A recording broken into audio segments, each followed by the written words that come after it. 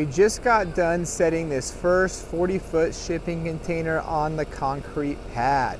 Now what the guys are doing is they're actually up top, they're adding a small spacer that's going to be going where the knuckle of this 20-foot container is going to be resting.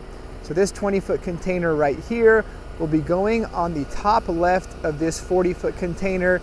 It'll get welded to the rear knuckles and to these two spacers that we're adding, for a total of 4 connections. Now I'm going to walk over here and give you a little bit more insight into what we're up to. So right here is where a double wide garage is going to be going. It's still on its way. It has not arrived yet, but that'll be here shortly and we'll be craning that into place. This unit is actually going to be functioning as a bedroom. So it'll be going up there. There's going to be rooftop decks up here as well, which you can see there.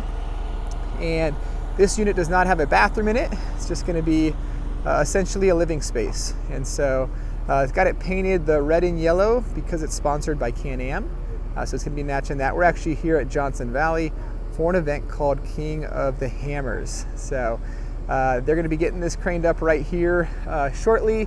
Typically with jobs like this, we're using anything from a 30-ton crane if you're really close like this to the pad, to upwards of 90-ton cranes if you need this thing to be lifted, say 70 feet, 80 feet, maybe 100 feet in distance. So it just depends on the application. As I mentioned in a previous video, we went with a slab foundation. There's footers around the perimeter. And like you'll see here, I'll kind of do a close-up. Excuse the generator, it's extra loud. They're just trying to get everything going.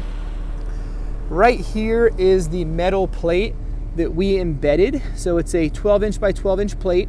You can see the knuckle rests on it right there, as well as on this end. So what we're going to end up doing is we're going to be doing a weld all the way along this side and all the way along that side.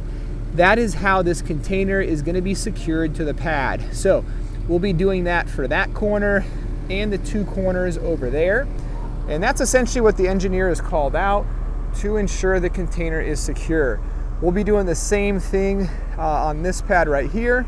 So you can see it's already got the 12-inch by 12-inch metal plates in the 4 corners.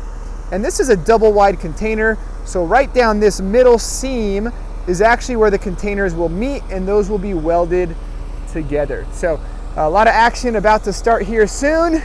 We'll get another video as this progresses.